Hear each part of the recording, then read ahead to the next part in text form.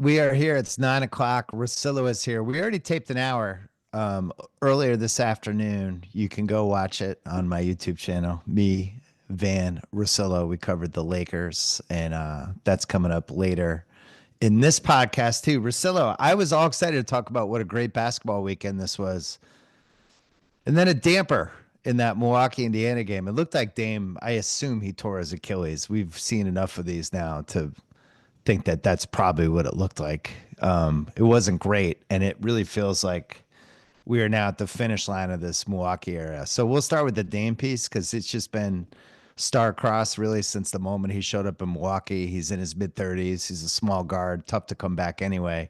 Feel bad for him. This never worked out. And then big picture, there's a lot of Giannis stuff to talk about. So you tell me, where do you want to start? Yeah, look, I think if Dame were healthy going into next year, you could do what a lot of teams do and kind of talk yourself into like, well, if this works and, tweak here and this guy's more Yeah. comfortable and we have a full training camp and all these different things. It's the first thing I thought of was, okay, now I think it'll change the conversation considering what we're talking about, how much he is owed. And I know Bucks fans can't stand this stuff, but I think this ramps up the speculation and probably the most speculated topic in the NBA in the last 2 years. I would say there's more gossip about Giannis ever getting to that point if he would ever want to. Because look, even with Dame, this team isn't close. Like No. this series is alarming, I think, for Milwaukee, because I think a lot of Bucks people were, hey, it's not like we're going up against the one seed here. Like, let's see what happens. Have the best player in the entire series. And this thing really isn't close, other than Gary Trent going crazy in game three. Yeah, this was my favorite bet of the entire first round was Indiana to win game one and Indiana to win the series. I think Indiana's underrated. I thought Milwaukee was overrated. I think Milwaukee loses the series regardless of what happens with Dame, which is why it was such a bummer because when it happens in the series, Milwaukee still seemed like they had a puncher's chance to hang around. They're favored tonight, right? They're down 2-1 the series. They're favored -4 tonight. You never know. He could get hot. They have Giannis, who's the best guy in the series, but I just continue to think Indiana's really good. I can't think Cleveland is like fired up to see them in round two. And if you're telling me could I have Indiana in round two or could I have New York in round two as an opponent, I'm taking the Knicks 100 times out of 100 in that, aren't you? Wouldn't you rather play the Knicks than Indiana?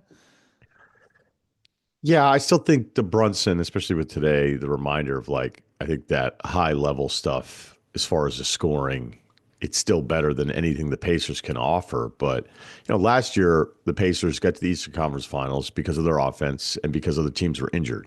Yeah. So that's part of it.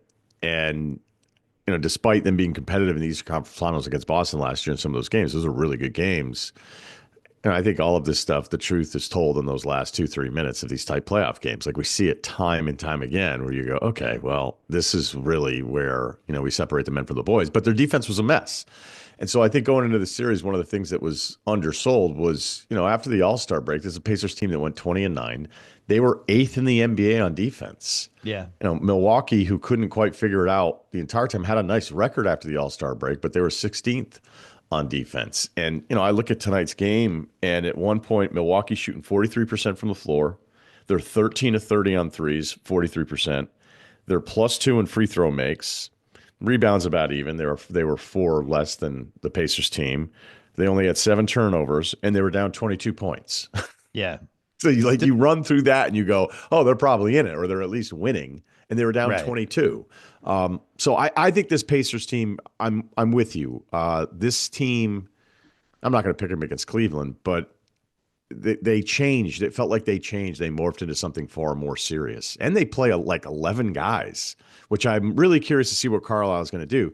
Do you think he thought so little of the Bucks that he was like, I don't care if I play 10 guys in the first quarter of a playoff game, because he's done that. Yeah, I think they're super confident in this series. I just like the Bucks just aren't good enough defensively. By the time we started taping this, the Pacers had like 34 assists in this game. When you're in the high 20s and up in assists, that tells me two things. One is your team likes to move the ball, and two, you're probably playing a team that can't, kind of recover and rotate in time. So it confirmed everything I thought heading into the series. I just didn't think the Bucks were just good enough as a team defense. I think it's a weird team. Like they really need these weird Porter These 6 minute stretches where Porter just gives up instant offense. Because other than that, what else do they have other than the Giannis piece and now Dame gone? That's it. So, I think big picture, if I'm Indiana, this couldn't have turned out better. We might be able to get rid of these guys in 5, right? Cleveland's going to get rid of Miami in 4. That series will start a little early, but not too early. They'll have 5 days to really circle each other and look at each other. And I think I don't know, man. I would probably Wow. pick Cleveland at 7 at gunpoint, but I really want to look at this because I think Indiana has a real chance in this series. I really do. I think they can hang with them. I think it's a nice matchup. I think their guards against Cleveland's guards, I think they can throw some punches and make them work on defense. I think they have 3-point shooting and they have a bench to throw at them that can match Cleveland's bench, which I think was a huge advantage for Cleveland this year. Now Cleveland brings in their bench, but Indiana's bringing in good guys too. I think Neesmith, putting him on Mitchell and having him chase him around, that's not nothing. And I think they can at least make Cleveland sweat. I think Cleveland's really good. We've been talking about them all year, but I also think Indiana is really good. I think they have an identity. I think they know who they are. So, do I think Cleveland's going to win? Yeah, probably. But do I think they're psyched to see Indiana? I don't. Yeah, this is the part where I probably push back a little bit. Go I think ahead. Cleveland. I think Push back a Cleveland's lot. really good. So, Yeah. unless the Pacers have turned into that, I'm not saying they can't get a couple games here, but there's a difference between like, do you feel like Cleveland is going to be threatened in those closing moments of multiple games? And I guess you could make the argument and say, well, last year against Boston, I don't know. There's just certain games where I watch, and maybe it's the preconceived bias of going into a series, but there's games that I'll watch where I just go, I don't like at 0. I know the score is 4 points, but there's zero fear Right. that this other team is going to win 4, 6 points or whatever. So I'm sure the Pacers are going to have a night where they shoot it really well, but they had to it didn't matter. Giannis could have gotten 50 a game. I mean, the numbers we had Yeah. seen from the individual matchups, whether it was Siakam against Giannis, they were pretty bad. Turner, they were even worse. And it really doesn't matter because, to your point, I mean, Trent has to go crazy in game 3. The Kevin Porter Jr. minutes are like, he's talented, but I don't know that I would call him good. Before tonight's game where he went off, he had a huge second quarter. He went off in garbage time too. But 23 minutes a game, he was 29% from the floor, 17% from 3. Kuzma's plus minus was terrible. I mean, the Bucks were so bad around Giannis that Giannis' net rating going into tonight's game in these 3 games was plus 0.9. He wasn't a Mm. full point positive.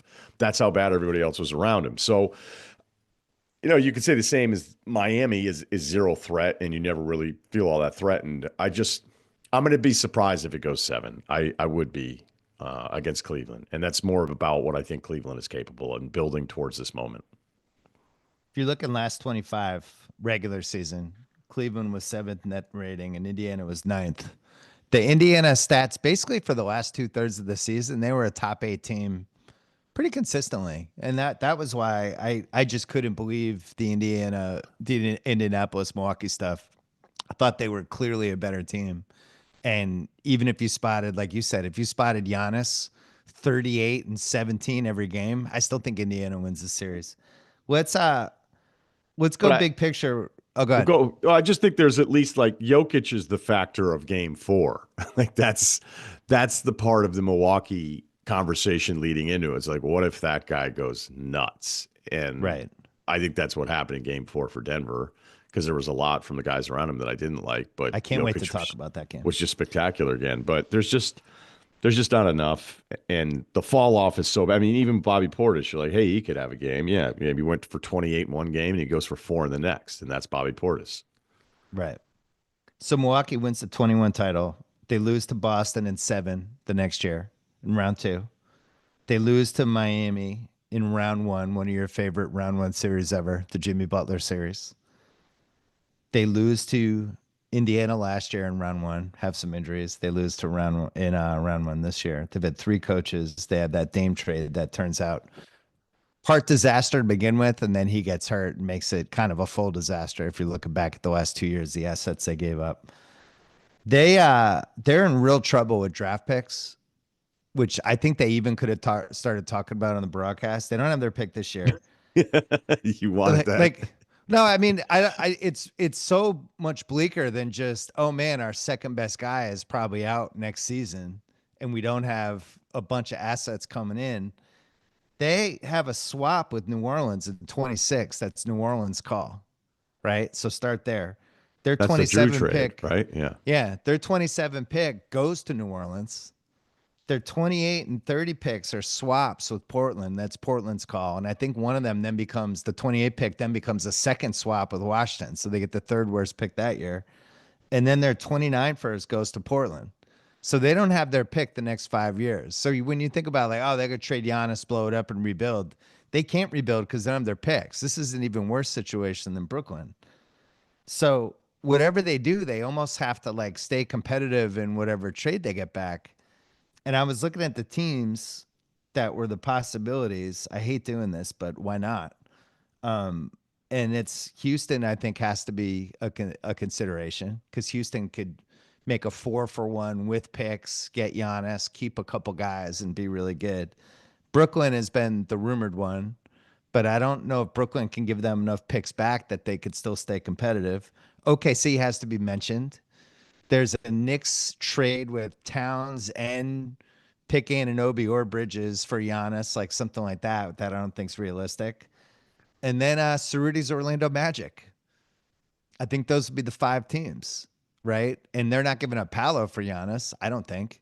But could you do Franz and some others, Black and a bunch of picks and, maybe, I don't know. But if you hear all those teams that I just listed off, what was the one that jumped out to you?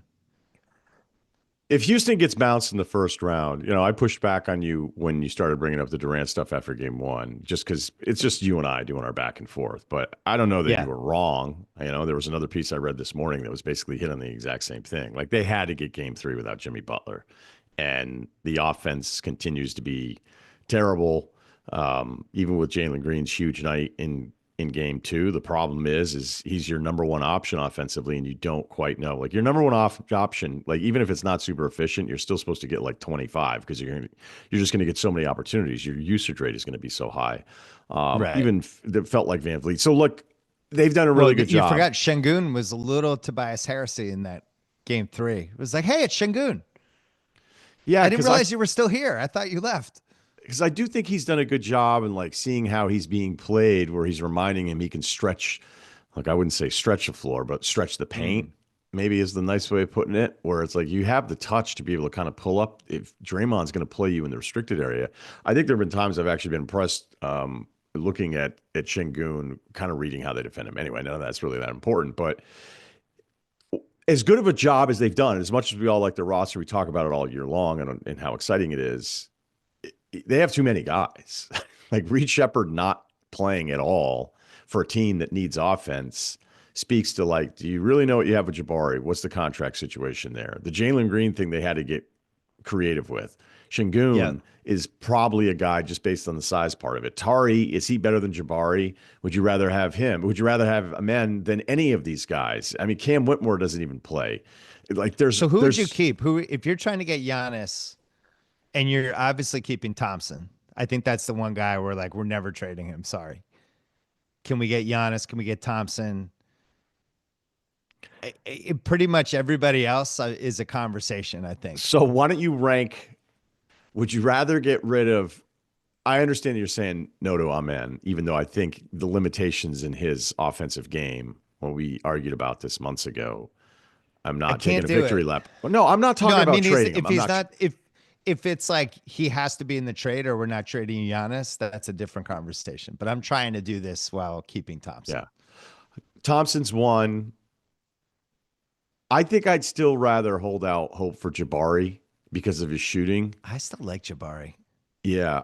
I feel And like then there's so much Tari. more there, the way he uses it, the way he's being used on that team versus what I think might be lurking in there. They're basically like, go stand in the corner, right? Play some defense, go stand in the corner, and that's all we were really looking for from you. I actually think in this Golden State series, I wouldn't mind if they ran some stuff through him. Anyway, So, so all you have right. Would you Tari rather? ahead of, do you have Tari ahead of Jalen Green? Oh, yeah. I do too. I don't think that's a crazy opinion. I I'd would like go to see further. I think Tari. Tari should play 40 minutes a game. I wouldn't take him out. I I'd would like to start him. see him unleashed for, yeah, Yeah, just 38 and fucking let not. him go. So, and you know, who knows? Tari's like one of those classic players a couple years from now. You're like, remember how much we liked him? Like Yeah, maybe he's that like was a kind of guy who looks stupid. awesome in 20 Here, minutes, but if it's 40, maybe not as good. how dumb do you want to get? Would you rather keep Reed Shepard or Jalen Green? Oh man, has Reed done anything? Has there been one moment this year where you're like, there it is? Yeah, the Phoenix, was it the Phoenix game? I I, forget. you I have know, to look it I up. I just feel like Jalen has more value than um maybe is worth if you're trying to win a title. I would say the seesaw, you could probably get more for him than you're going to get from him keeping him. But who knows? OKC game, he went off Um, 25. He was 10 of 17. He had a is there in couple. Orlando, is there a Franz, Anthony Black, and just a million picks scenario? They're like, hey, we don't want to be able to shoot, but we want to do it differently. we, we want a different way for you to pack it in. Paolo, because just as an official statement from me, I will not hear any Paolo negativity from anyone. Just I know I don't have to say it to you, but like if you want to talk about Listen, somebody's my efficiency, favorite team's been going against him for 4 games. That dude has answered the call. He is a full-fledged playoff guy and really gives a shit and has been playing his absolute ass off. And I'm terrified of him. if Tatum were 31, would you trade him for Paolo? How old would Tatum have to be? 34. That's pretty good. Yeah, it is a good one. Tatum 4 years from now for Paolo. I definitely have to have a meeting. He Yeah, I'd be was like, hey, he we're not going to was be off on this. I know I said you guys could go home on Friday. We have to guys, I would talk. need to stick around. We have a time machine trade to discuss. Let's keep doing this because I don't even know that if guys just looking at the contract stuff here for Lillard. Like I do think that this is, granted they're down 3-1, whatever, but I mean, Well, this is he's we're gonna find out tomorrow that he's probably out for the year, barring a miracle. I think it would have to be a miracle for it not to be the injury we think it is. he's owed about 113 million the next Two 2 years. next year, year after, Right. 54 and 58, something like that. Yeah. So at 35 and 36. So I think the feeling around the Giannis conversation has always been a little Garnettish, where you had heard for years KG's like maybe, maybe, maybe. And then I remember Yeah. even talking to Chauncey Billups about it, which he shared the story. So I don't know if it was him off the air, on the air, or whatever, just him saying, like, dudes were telling Garnett, like, you need to get out of there and go somewhere else because, Glenn Taylor and the whole deal, like, it's not going to work for you. You tried. You've been loyal the entire time, but like it's time to bounce. I think, Plus, he what, won. He already had, unlike Garnett, he has the title. He won a title in Milwaukee, which is a right. different level of freedom. But I still think it's kind of nice, right? It's kind of nice that Garnett and maybe Giannis, if he shares those sensibilities, to think, Yeah. I don't really want to be the guy that does any of these things. But I couldn't help but think it when Dame went down, because it's like, all right, so now you have 54 million in the guy that's supposed to be the answer to raising the ceiling, who, if this injury is as significant as we think it might be, I wonder if that changes the summer. And if it does, then does it turn into a bidding war? Does Giannis get involved and say, hey, I'm only going here? So then the What price happens if changes San Antonio gets involved? What if they go fuck it and say, dude, what would it look like if Wemby and Giannis were in the same team? But I wonder, because of the pick stuff that you just ran through, which is serious, if they go, well, we'd rather run this with Jalen Green and Jabari and Right. a couple Let's do four picks, for and then one and be decent. right. Yeah. Because we just saw Atlanta in that situation where they didn't have their pick, so they actually had to keep playing hard and ended up, making the play in. Where I think if they had their pick, they probably, once Jalen Johnson got out, they would have been done. Can I give you one more scenario? And I spent a solid 11 minutes deep diving this on Google. Love it. So Brooklyn has two versions of cap space. They have the cap space for a max guy, but they can also renounce some restricted free agents and really blow out their cap space. And if you look at what they basically have $54 million worth of guys that are actually hardcore on the books, plus a bunch of restricted guys. And I was thinking, is there a scenario where Milwaukee says to Brooklyn, we'll trade you Giannis, but you have to also take Dame's contract in the deal and he'll be ready in a year. And that's part of the trade. You have to take them both. And we'll just figure this out with the machinations of it. And Milwaukee's basically they clean their cap. Because Milwaukee right now has Kuzma at 22 and 20. Congratulations, by the way, on that. 2 more years of him. Portis for 13 next year, Connaughton for 10, Porter and AJ Green are 5 combined, and that's it. So if for some way they could put Giannis and Dame in the same trade to Brooklyn, that's the only team it would work, and take some contracts back, but not a ton, and basically just have a full reboot. And I don't even know how realistic that is, but I had to mention it because I spent some time Googling it. It's a little unorthodox. Yeah, so the cap would be like 156 next year. Yeah, it's in the mid 150s. Would they be able So to it's do that? it's kind of doable. They'd have to put like a couple contracts back, but it is like doable. They'd have to renounce everybody. They'd have to do what we've seen teams do in the past, where they cut their books except for the guys on contracts. So to me, Houston makes the most Watford? sense. Maybe he's the deal breaker. To me, Houston makes the most sense. Because they have too many guys, as you mentioned. They also have a shitload of picks, and including a couple of really nice Phoenix picks. So, would you say the Milwaukee situation is now bleaker than Phoenix?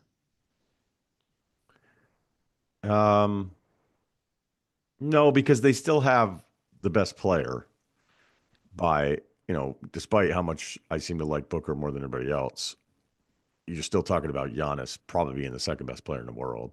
Yeah, if you were a So GM, I'd be like, we should call Russillo. He loves Booker. I bet he'd overpay for him. He's a I would. huge Booker guy. He's having drinks with Russillo at the hotel bar. He just fucking loves Booker. I bet we can get one more swap in the deal. He won't be able to handle it. He's just going right in at him. I don't understand the Giannis Brooklyn thing, even though I've heard it. Is why would he go there by himself? It's basically the analogy would be 50 years ago, literally 50 years ago. Kareem going to LA for a bunch of stuff and like play here a year and then we'll figure out who's on your team.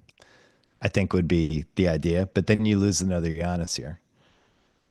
And he's had 7 straight years of 30, 12, and 6. So, all Kareem right. was Well, what, 27, 28 when he went yeah. Well, he Lakers? was going to be a free agent after the 76 season. They traded him a year early in 75. So he'd been in college 4 years. He'd been on the Bucks for like 6. So he's probably right around the same Giannis age. Yeah, So, Giannis has got a couple years on him. He'll be yeah. 31 in December though, so it's not like some massive Um, gap. I don't know. It sucks. I mean, as if Milwaukee fans weren't bummed out enough. We're yeah, gonna spend sorry. the first 20 minutes on this kind of deal, Hey, but listen, they won a title. Could be worse. Got a title out of Giannis. You had a great player who you drafted. Was he outside the lottery or right at the tail he end was of the lottery? I 15. can't remember. Yeah, 15. You hit the jackpot with this amazing pick.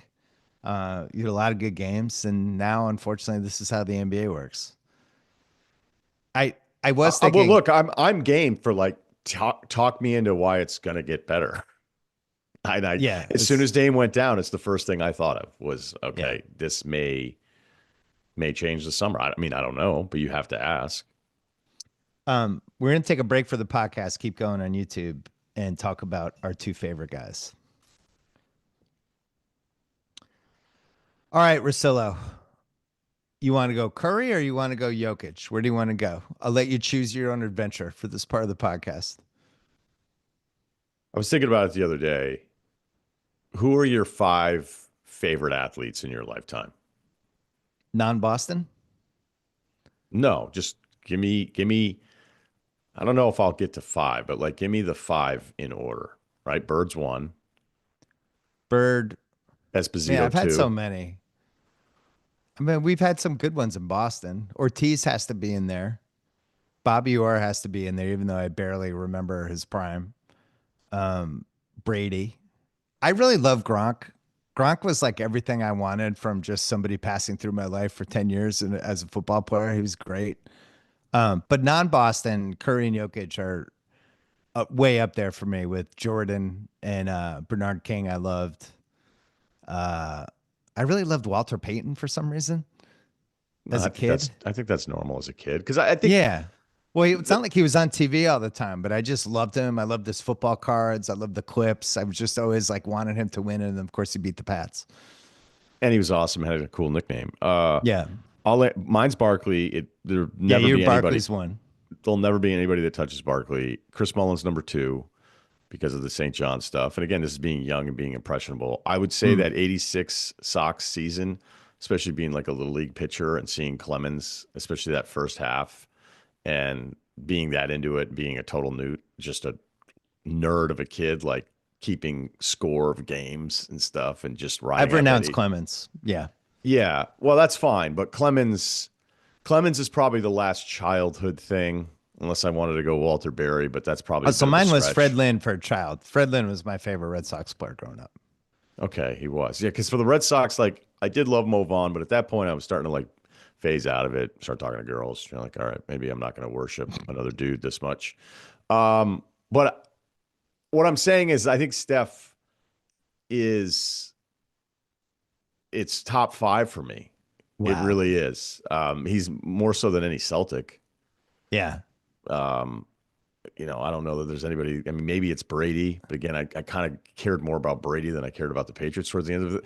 The point is let's start with Curry because I was thinking about this today. Going, do I like just knowing that we can still have a Curry night? Oh And yeah. for those that hate it, fine. I mean, it just sucks because you're missing out on a It's like guy that hating blowjobs. How do you hate Steph Curry? It's ridiculous. I What's just to hate? I just can't believe it. Like this age, we're still getting Curry, that we're still getting Curry nights where for a half it's like he's gonna do because this I was really worried about Saturday night's game being like, is this gonna be this atrocious regular season pre-Jimmy Right. Butler version of the Warriors where it's like they just don't have any kind of chance Just a lot of whatsoever. Kaminga ISOs. Yeah. So Just Curry getting mauled off the ball. start with your talking points on the Warriors. Well, Curry's 37. He's 2 years older than Michael Jordan was in the 1998 Last Dance season in the finals, right? When Jordan was like, whoa, he's so old. He's still doing it. He's 35. And LeBron's blown out the age barrier in a lot of ways, but LeBron is also this incredible physical specimen. And Curry's this guy that comes into the league and for the first 4 years, like he's having ankle problems. He's in that Milwaukee trade. They give Milwaukee the choice between Monta Ellis or Curry. That's where his stock was. And then he has this incredible 10-year run, and it started to feel like, in October, November, it started to feel like we're at the tail end of it. It really did. Like his team wasn't good enough. The league around him was getting better and younger and just more athletic and faster. And it seemed like 22 was going to be his swan song. And then you watch him really since this Butler trade, but games like last night. And I had just come back from that Jokic game, which I can't wait to talk about. And there was a weird similarity with the two performances where these guys are at such a high level now that teams are throwing like the most complicated defenses at them, weird wrinkles, play to play, double teams.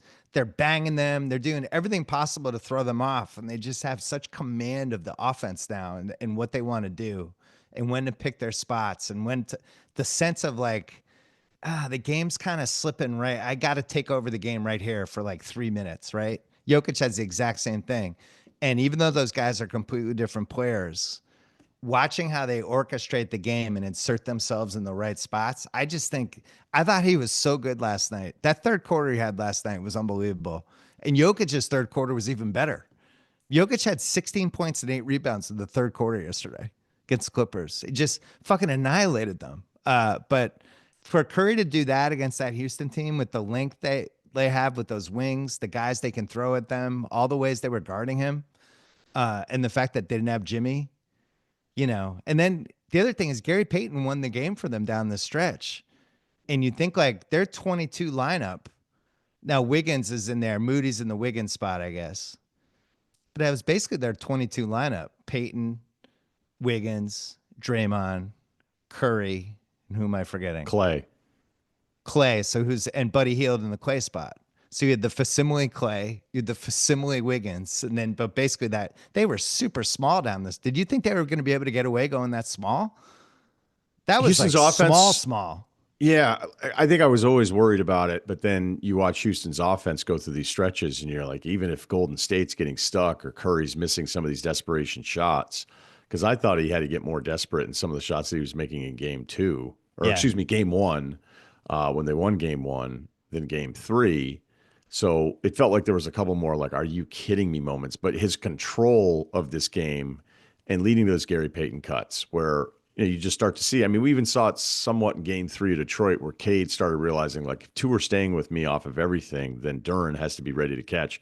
And I Yeah. think they hit Duren like three times in a row. And then eventually, they're going to adjust and go, okay, we've got to pay more attention to the role guy here because he kind of figured it out with Houston and their defense to see a team that's this good defensively with this many options. And I know Brooks fouled out of it, but it's kind of that mentality of like getting tired and making those mistakes. And it's like, oh my God, I got to run to Curry. And Gary Payton's just eating for free every time off of all of it if Curry felt like he didn't have a good shot. I think the April 6th game, even though it felt like this warning to who Golden State was going to be facing defensively and the Men Thompson headlines and all that stuff. And then Yeah. I guess inside the building, a Houston staffer saying belt to ass, belt to ass, like the joy that you get in taking out Golden State in their building.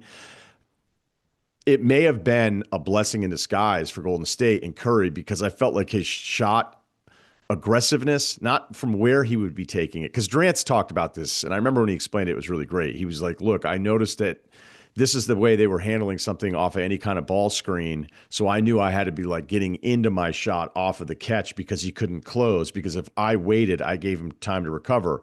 I Mm. felt like in this series, you can tell that regular season game on April 6th maybe impacts Steph's decision making of like getting into his shots more instead of kind of waiting to read stuff. And then once they were just trying to defend him with everybody at the end, as long as you can catch the ball behind all that stuff, it's going to be really easy for you. And that's where Gary Payton was huge because Pajemski's up and down, Kuminga's all over the place, Draymond doesn't want to shoot. You don't really know what to expect out of any of the bigs. Like I just don't know that team's supposed to be a really good defensive team. The good part is Houston can't score. They were super small. And I don't know. Yeah, So Lakers are Pajemski, I think, would throw into that 22 version. I think they like him better than Buddy at this point. right, but they needed Buddy was the clay last night. I guess they were using him for the spacing, and he actually made some threes. Pajemski normally would be the guy in that spot. And they keep trying Kuminga now because they don't have a choice, and it's just, I think the fruit's been out of the fridge for too long with him. Unfortunately, I don't know if there's a lot there, but they had to win that game last night because I think Houston had to win that game last night. it was the rare game three must win. I agree. I felt like because now I think Golden State probably has a series. It's so hard for Houston to score. I just hate their plays. I hate their offense. It's one of those But teams when they're up 10, 12, they look really good like they did in game two. But for normal games with real flow and they need to, and I just don't trust anything they're doing offensively. if Jimmy is limited, Houston still can win this series. Right. If he's fucked up for another 2 weeks. Yeah. Well, they That's why I have think 3 days until game four, you know. I asked you when we did the part that's coming up with Van about who Golden State would rather play between the Lakers and Minnesota, and you were pretty passionate about Minnesota. I think the one thing if Golden State went as small as they did last night against Minnesota, I think they'd have a little more trouble. Like I think they'd have more trouble from a rebounding standpoint because Minnesota's a little more built to protect the boards, I think, with smaller lineups than the Lakers when Doncic, who had one rebound tonight. Um, Incredible Steph game. All right, you want to do Clippers? hey, can you double check the schedule stuff? Because my internet now isn't working. Because are you For sure? I what? thought I thought Denver had the extra day than Oh, Golden you're State. right. I fucked up. Oh Yeah. shit, Golden State's tomorrow night. Yeah, tomorrow. Yeah. Ooh. So that'll be interesting considering how hard they went in that one. But because I think pivoting into the Denver part of it, like once you looked at the schedule, you're like, all right, well, Denver gets the extra day, even though they're both playing on Saturday. That's all. So I went to game four Denver Clips, and I thought about this a lot because I'm trying not to be hyperbolic. And I've been to a lot of good basketball games over the last few years. It was the best basketball game I've seen in person since game one of the 2018 finals. 7 years. I did not, for the record, go to game four of the 2022 finals when Steph had his magical game in Boston. That if I had been at that game, that probably would have been the best one I've seen. But game one in the 2018 finals, that was the crazy LeBron game. That was the J.R. Smith time, the J.R. Smith, whatever happened at the end of the game and the overtime, and LeBron had that was the incredible LeBron game. These teams played so hard, Russillo. It was refereed like a hockey game, like one of those hockey games where it's overtime and the refs don't want to call a penalty on anybody and people are just fucking nailing each other. Um, and Jokic was out of his mind. And Denver did the same thing JJ did today. He was basically like, my bench sucks. I'm going to see if I can try to win this game without bringing my bench in. Jokic played the whole first quarter, the whole third quarter, the whole fourth quarter. And I was sitting with Mike Tolan, who I share my seats with, and the Clipper fans were bummed. And I was like, there's 7 minutes left. They're down like 15. I'm like, I think they might be able to make a run. He never took any of these dudes out. And you could see Denver, you could see Gordon start to wear down. You could see Murray start to wear down. And even Jokic, who, he always seems like he's worn down.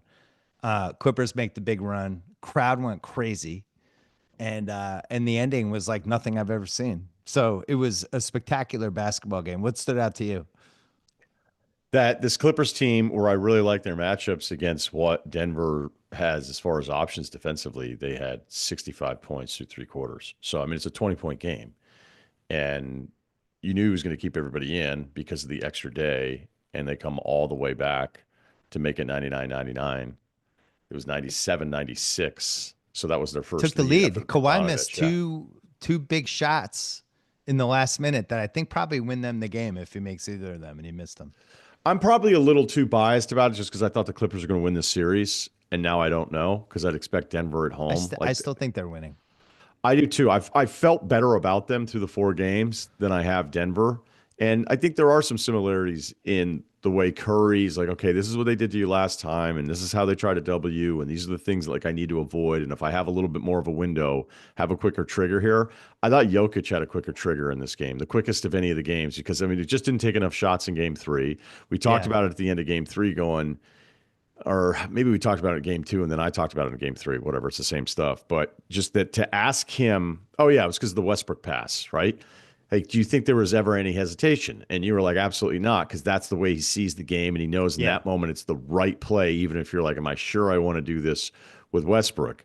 I thought, look, he had a million turnovers in game two. He's had some really bad moments for him, for the standard that we have for him defensively in the first half.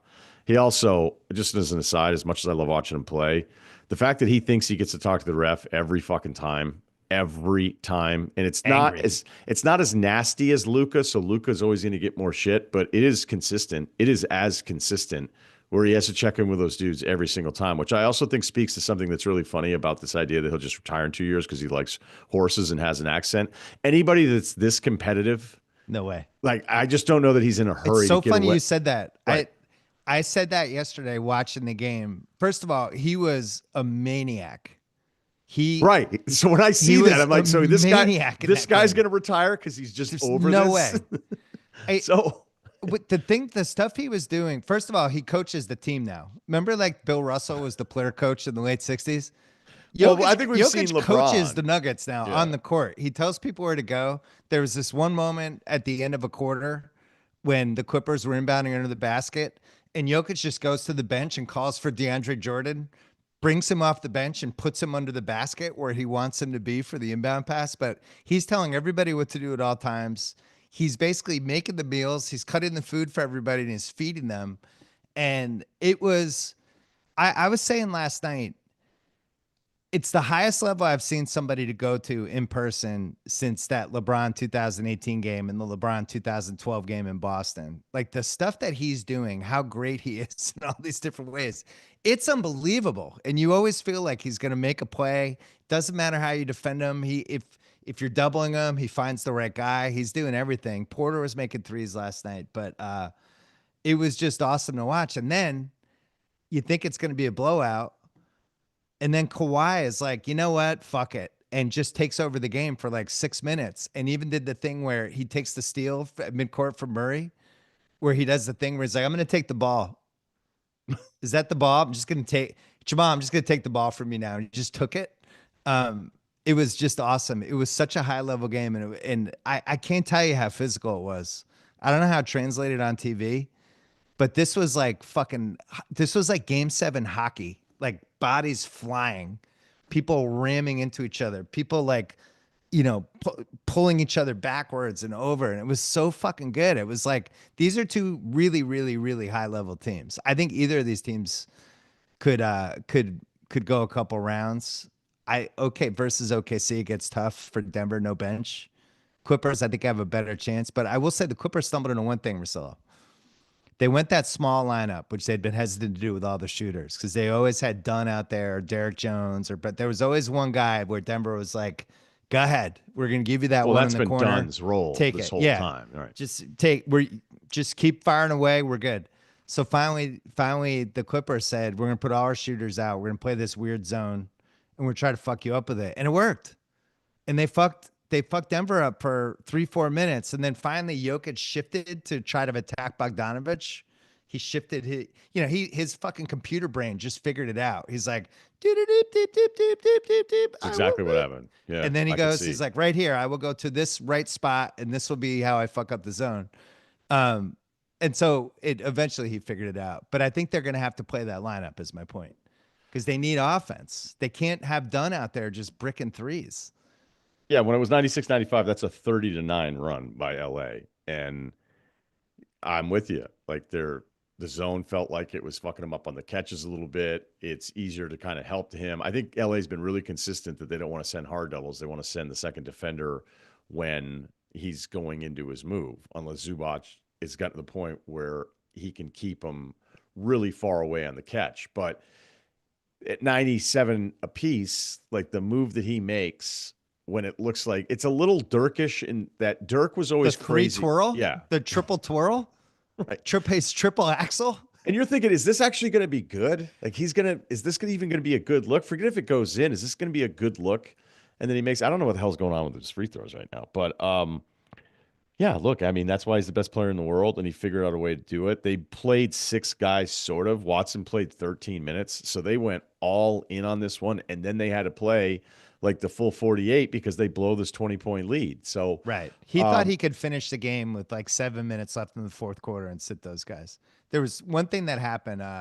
Pickett comes in the first quarter, and he got stripped in the backcourt, and then he missed a shot, and something else happened, and you could just see his confidence. It was like watching the 9th grader in the high school game who's like, "Oh God, this guy's not ready."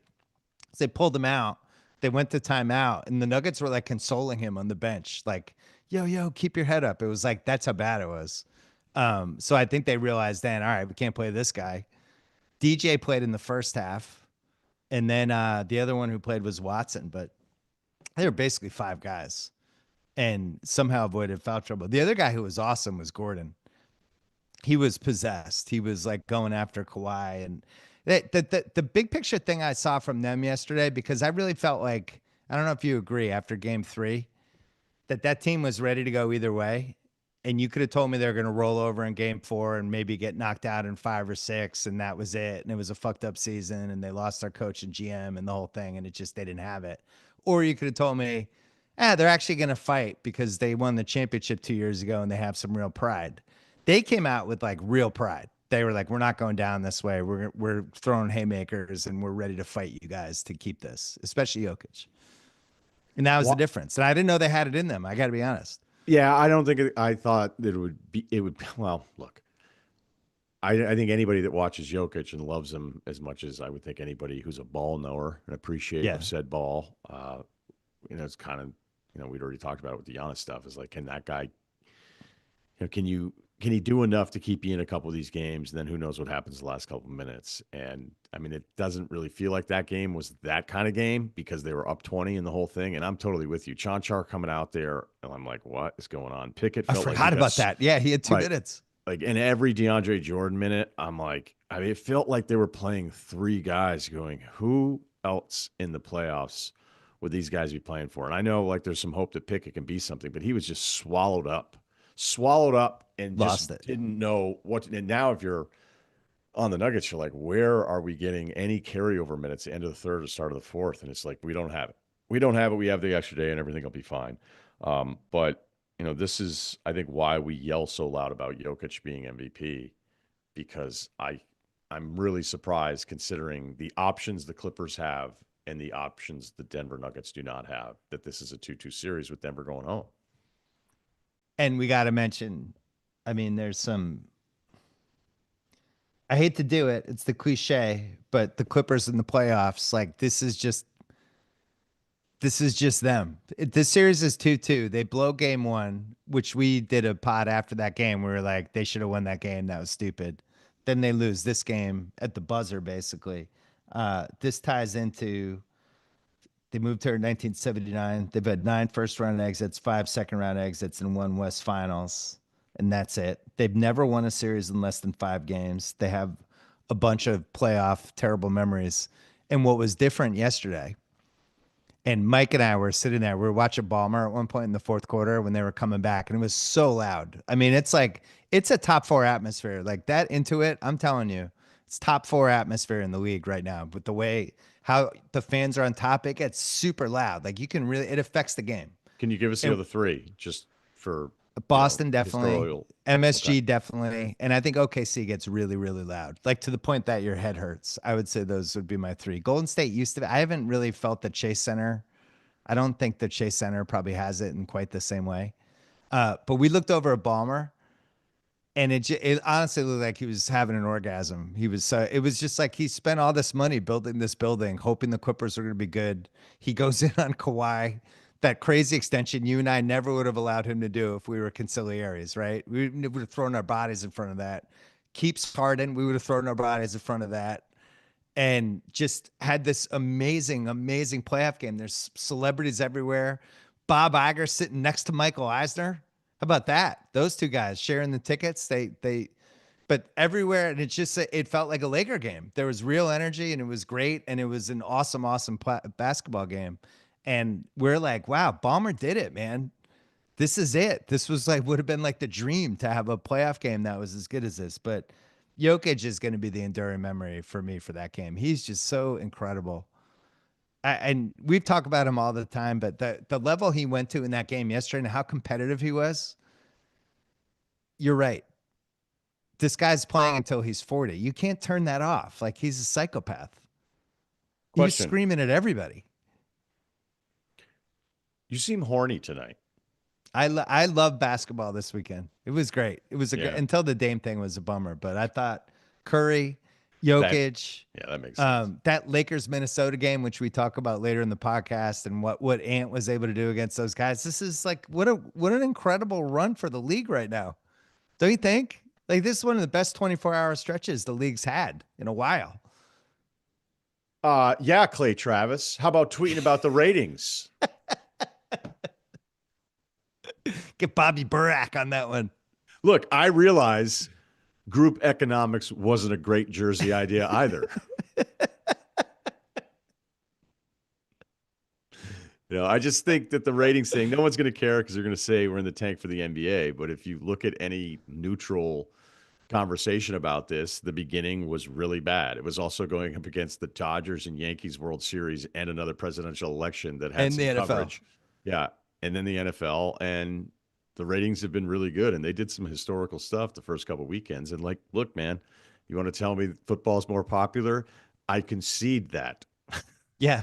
Point taken. Well, another thing's happened. Now we're developing some history with some of these guys, right? Like Tatum and Edwards, some of the younger guys.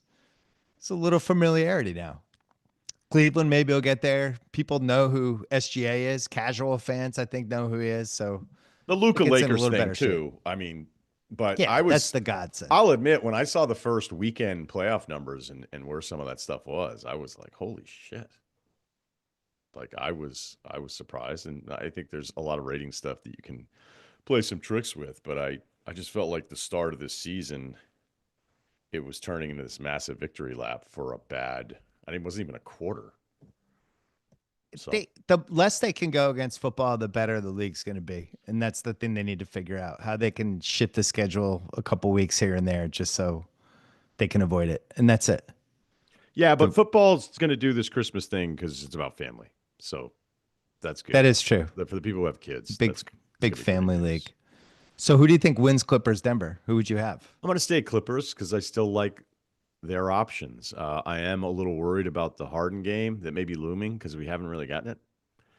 He's been really I steady. thought we were getting it yesterday. I Mike and thought we I were were getting it. complaining because Mike is a Philly fan. So he's like, oh, here we go. Philly Harden. He was like fucking pissed off. And then Harden, I thought, really was a big part of that comeback and was attacking Christian Brown. And, I like the decisions he made. I thought he was competitive. You know what he's doing a really good job with too is sometimes simple doesn't get any praise because it just doesn't look all that great. But there's just some little stuff they were doing where they were trying to get Jamal on Kawhi because like Jamal just can't really defend anybody. And I think Jamal's stat lines look like he'd tell you he's in this, but I would say the eye test of the 4 games, you feel like there needs to be more. There needs to be more out there, Yeah. right? They're throwing a lot of people at him, though. No doubt. I mean, Chris Dunn is that dude, and the Chris Dunn's fact a that nightmare. That's it. They're right. playing him even though he can't shoot because of all the other stuff he's doing quarter to quarter. And I know I talk about this front office, but I just think that they understand it. They all rave about Ballmer, and everybody knows Ty Lewis really good, and Van Gundy gets all sorts of love as well. But they recognize Chris Dunn as somebody that said, you know what, if we have enough scoring around it, like we can live with this non-offensive guy as a perimeter player, which I think most Yeah. times when you're trying to figure out who are your five, and in this case, who's your closing five, it's like, can we survive with somebody that is so defense first? And I think Zoo's improvement is a big part of that. Obviously, Kawhi being healthy, and then Norm kind of finding himself again a little bit later in the series. But there was just some really simple stuff they were doing, and it was funny because at that point I was like, "Oh, Denver screwed." They Yeah. get it to Kawhi. Murray's in trouble. Jokic does like a Luke Cornett double team where he's not doubling Kawhi. He's just like, "Hey, I'm going to be the next level of defender that you have to go past." And Gordon ends up watching the whole thing. He loses Derrick Jones Jr. on the baseline. It's like unacceptable. You can't lose him. They lose him on the dunk the whole time. And I'm like, okay, these guys are exhausted or they're just fried right now. So, Gordon was uh, dead at the end of that game. Somehow he yeah, had the strength for the alley oop. I thought it was funny too when he and Harden got into it that they came out of commercial and they were next to each other like minutes later, just laughing about the whole Right. thing. Yeah. Oh, geez. Um, I had a Chris Dunn point that you like. 2022 Marcus Smart, 2025 Chris Dunn parallels Without the I've got without the I've this. got this. Yeah. He's like Marcus Smart with the I've got this pills that he's taken. I have another one for you that you're gonna love. You know how What was the Marcus Smart 3 that you went to live against the Lakers? I think I remember you just tweeting me like, if you're wondering, I was not a huge fan of that Marcus Smart 3-point attempt. there were so many rough ones. I think I blocked them all out. You know how Jerry West is the logo? Sure. I think we should call Ben Simmons the half court logo because he sees that thing and he comes to a screeching stop. It's the electric fence like a dog. I thought of that yesterday. I was at the game. I was like, I had to tell Russillo we got to start calling Simmons the half court logo. I got to tell you, there's few things I enjoy. As I've aged, I'm like, what makes you happy? Like Yeah. what's a good day for you? What When's the makes it last worth time it? you were peak happiness? Anticipating what Ben Simmons is going to do and how he's going to try to get rid of the ball in a way that looks like he's actually playing basketball when he Yeah. crosses half court. It's so much fucking fun. I If love they it. foul him Addicted to it. once, if they intentionally foul him once to put him on the line, I think that'll be it. He'll be on the bench with the Normatec on his leg from that point on. Been like, I don't know if I can go. Calf's kicking up again. He's flying around a little bit defensively. There's a He was couple getting possessions. feisty with Jokic. Yeah, they Yeah. they were going at it. It was impressive. Let me ask you this: what do you think the line is on FanDuel for the Clippers Nuggets series right now? Games 5 and 7 are in Denver. Well, when the line came out, I was surprised when we were going through it before the series started, right? Where Denver was minus 150, I think, for the series. And then Mhm. it switched, right? Didn't it switch to the Clippers were the favorite before the series even Yes. started? Um, so if it It was flipped, minus 118 for the Clippers starting the series, and now it is okay, 2-2 with 5-7 in Denver. I'm going to say it's somewhat similar in the Clippers' favor still. The Clippers are minus 164 favorites. Yeah. So the Vegas seems to be aligned Vegas is with like, us. how are these guys? How is Yeah. this 2-2? Is Vegas's thing. The Warriors are minus 360. Minnesota is minus 500, as we covered before. And then in the East, all those series are I got to be honest basically. with you. I think that's a heavy number on the Golden State one. Yeah, because you could see Houston. The problem with Houston is they could just make some shots and all of a sudden it's 2-2, right? Especially if Jimmy doesn't play. And Kerr is definitely looking at the bench going, can I get 18 minutes out of Quentin Post? Can Kuminga give me like 7 minutes right now? Like, I don't think he has a handle on the roster, would be my guess. I I think thought he's got Looney about was five guys he could trust. fighting his ass off out there in the second half Yeah. too. I'm surprised he hasn't played more. And I'm actually I think they surprised know Jackson Davis hasn't gotten a sniff. when they get him. Isn't he on the team still? Just Remember kidding. 2 years No, ago? They remember haven't how it? played him at Yeah. all. No, I know he's completely out of the rotation. Uh, Couple more quick things for you. Orlando Celtics. Do you think Orlando could be like genuinely good next year? Yeah, I thought they're going to be pretty good this year. So I would If say they had yes. Suggs in this series, how many games would it go? They have figured out Boston as much as they can. I mean, how much as you can figure out Boston while also still losing to them and never feeling that they're actually a threat to win series. They won game 3 because Boston shot 3 of 17. But the numbers are the numbers, and it's very clear they do the best job of limiting them to the 3-point line. And, I think Stan made a really good point. Was it today? I think it was today. Yeah, because out of a timeout, they ran like a really good screen where Derek White came out of the top and caught it. And he was like, you know what was nice about that? And I'm paraphrasing, but he was like, it was a play. They like ran a play Right. because they are so determined to beat you by hunting matchups. And Yeah. we've been over this. Like when it doesn't look good, you're like, man, you guys are kind of predictable and you do the same thing. And it's kind of dribble, dribble, dribble. And it's all the shit we talked about last. And then again, they've won an NBA championship. You look at their offensive numbers, they're all really, really good. So what can you do here by critiquing something that seems to work at a really high level? But to do it against Orlando, where all the guys are huge, I wouldn't say Paolo is necessarily a good defender. You're trying to hunt him. Franz is really good.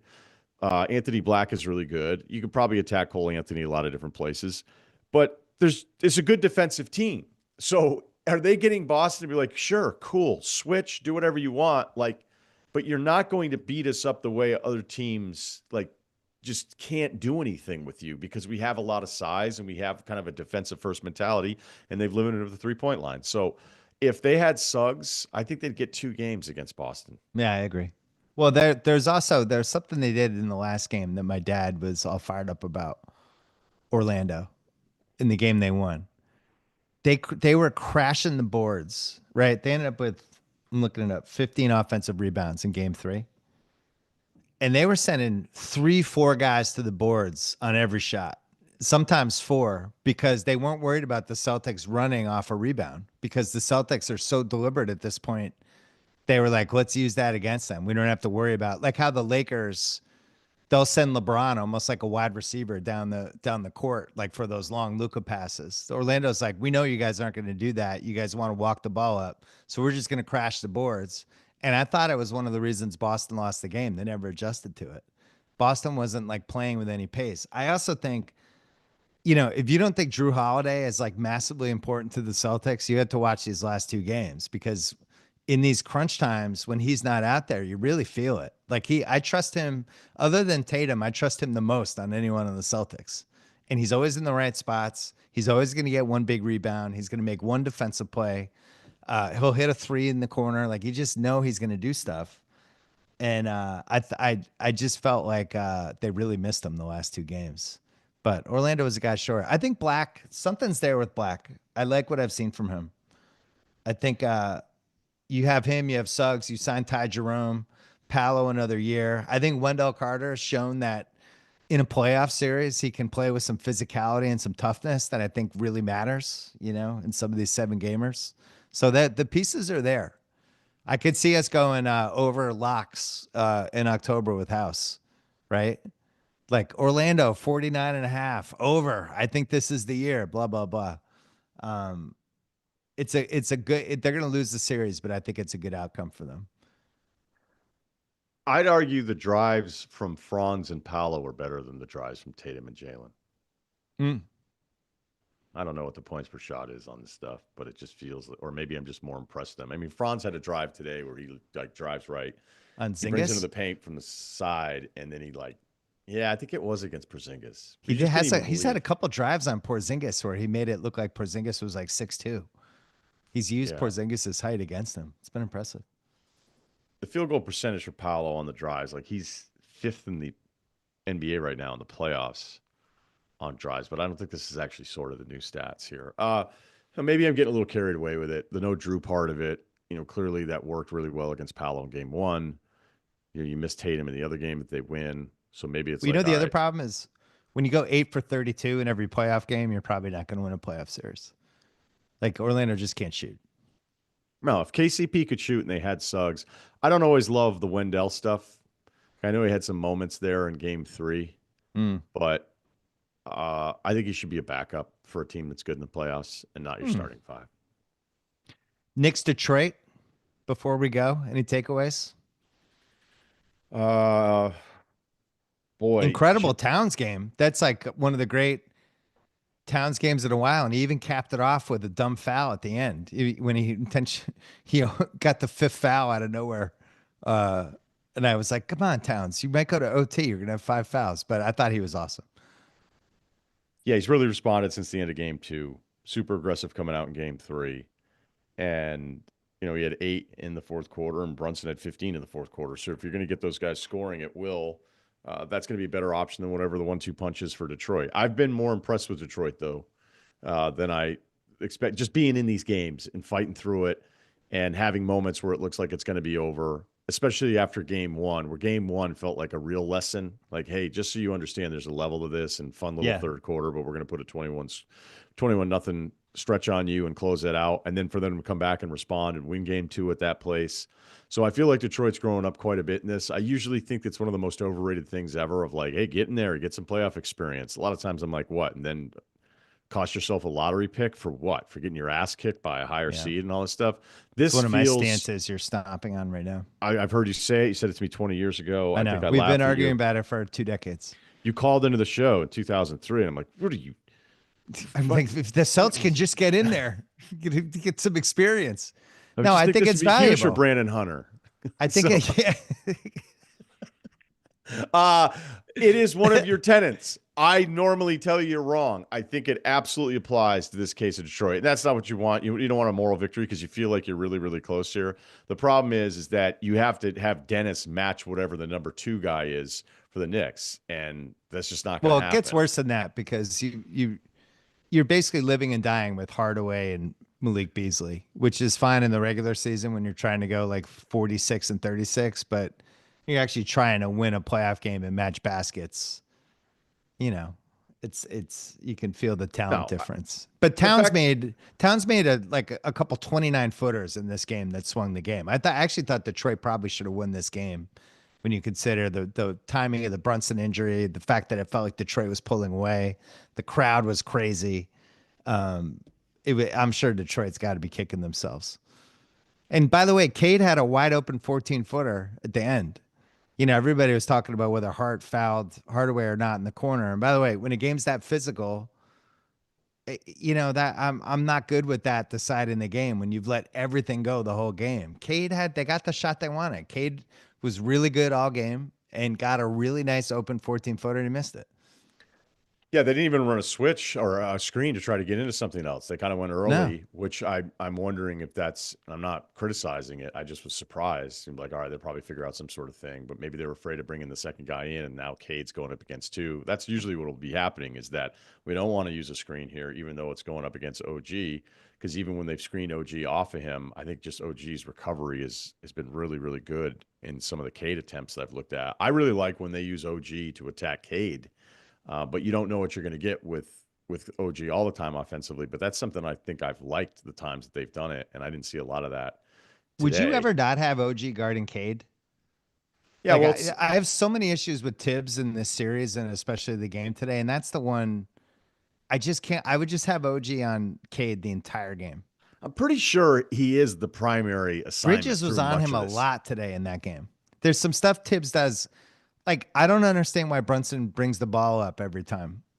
Every other team takes that pressure off the guy when a team's pressuring. Like just let Bridges bring the ball up. Save those miles and those minutes on Brunson. And they're just like, yo, just work your ass off bringing the ball up against Schroeder, who's an absolute pest. He's one of the three pests in the league. I don't You know, understand why you're putting the miles on him. you know who else would They love played a that? lineup in the second half with no Towns and no Brunson. Yeah, Tibbs. yeah. It's like one of those guys has to be in the court at all times. Period. Like, what are you doing? Asara would probably love that idea of Brunson not bringing it up because I mean, he's just going to be the number of times Brunson has gotten Asar with his stuff. And Yeah. today wasn't even bad. I thought it was hilarious that game two, people were just, again, it's kind of like how much people are really watching or how close they're watching. It's like, man, this Brunson flops a lot. He's out there hunting a lot of stuff. Like, dude, I'm Yeah. telling you right now, that's not even close to the worst that we've seen from Brunson. No. No, he's Although been on a 7 this series. my favorite series ever was Sixers fans having the audacity to complain about Brunson in the playoffs last year. Oh, It's when like, they look, had a beat on their team? right. So this Yeah. is the deal. Like Sixers fans can't ever bitch about somebody else. Knicks fans can't because of Brunson. Atlanta's been covered. Dame, we're going to be nice right All now. Rockets fans who going forward grandfathered in for 30 more years because of Although Harden. I have some Nemhart video I may submit to the league and be like, are you going to let this guy run through someone's spine one day Yeah. and then give him the end one? Like what the hell? Nemhart's not hunting for fouls. He's trying to cause permanent limb damage to anyone defending him. Wait, can we I do think the most boring segment you could do in a pod and praise somebody for 30 seconds? I just have to just add this. Bickerstaff's challenge in the first quarter is the single worst challenge of any I know. coach in the playoffs right now. The Why challenges are you would getting do worse. that? I know. Yeah, but see, I think some coaches are a bit like state DAs where they go, I can't win this case. I want to keep a clean record. Like, I think there's some coaches out there going, no, I want at the end of the year to be like, he was 31-12 in challenges. What a fucking Right. brilliant coach. It's like, but Bickerstaff gets so caught up in the emotion of the game. Like, I almost think he was like, as much as I'm upset we're down in this series, at least I get to motherfuck these officials for 5 minutes on the court Yeah. and feel justified about that play in the corner. That in the moment, I'll admit, I know the 2-minute report said there was contact. I didn't think it was like the worst thing I've ever seen that's a non-call, which isn't going to make Detroit fans happy. But anyway, I know you had a point. I wanted to get that Bickerstaff thing in there because I couldn't. I was like, dude, you're going to use your challenge right now on an out of bounds in the first quarter. Um, I've been kind of blown away by Cade. And I know the turnovers are too high in these playoff games. What he's navigating against those Knicks perimeter guys, um, the burden that he has, but also like there's real leadership from him already. And he's pretty young. Like there was that Ron Holland moment. Ron Holland had to get mad because, it's in the bargaining agreement. He got mad at somebody and stood over somebody for a second, and Cade came flying in and shoved him out. Like he just has a real wherewithal of We what's get some happening. Rambus like Right. flashbacks. Well, I just think he acts like he's 31. And how old is he? Like he was in the draft 3 years ago. Yeah, I mean, maybe Is he is he 23? I don't know. 22? Oh, I No, can he look was this in up last year's actually. draft. Yeah, he's So is he 23 years old. what? Yeah, he's 23. So, No, no, no, no, no. Ron Holland? oh, I'm saying Cade Cunningham. Okay. I'm Yeah. sorry. No, Ron Holland's like 15 years old. Um, A man's? So Cade go ahead. Cunningham is 23 years old. And I just think that's the win is you're putting him in this atmosphere with the crowd. He's got a taste of it. I have some ESPN notes. Maybe Okay. don't go to a commercial when when Jalen Brunson is leaning against the scorer's table, holding his ankle in complete agony, and do the "We'll be back after this," and then you're gone for 4 minutes. That's one. Number two, I don't think you need to show Jalen Rose 15 times after you fucking laid him off 2 years ago, 3 minutes before he was about to do a get up segment and gets a call and says, "Don't go and get up because you're about to be laid off." Maybe don't show him over and over again during the game, you motherfuckers. Aggregate that. I don't care. Well, allow me to zag. I mean, doesn't Jalen want to be on TV? Good zag.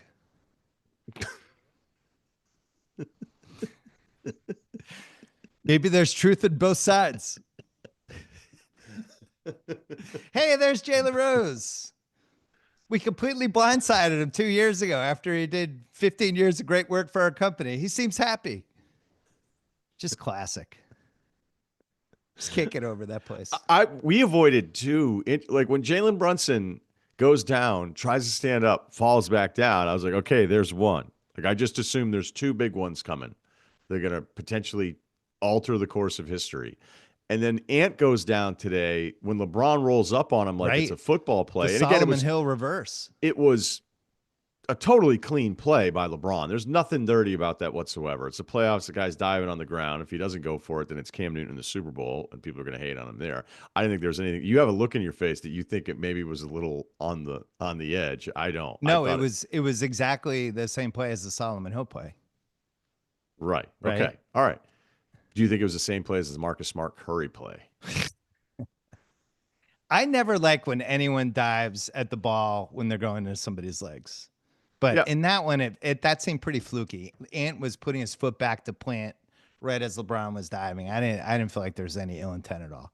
None. I didn't think so either. But when Ant's down, and by the way, we thought he went down in game one and he left, and the way he was grabbing his calf. So it's just crazy that we've had two from Ant where you're like, uh-oh. And then we had one from Brunson where he stood up and then fell back down. It's like, no, but he's actually going to get 15 on you in the fourth quarter. Do we put a moratorium on the Willis Reed references for like a round one playoff game when it's game four? Willis Reed, like one of the greatest moments in the history of the league.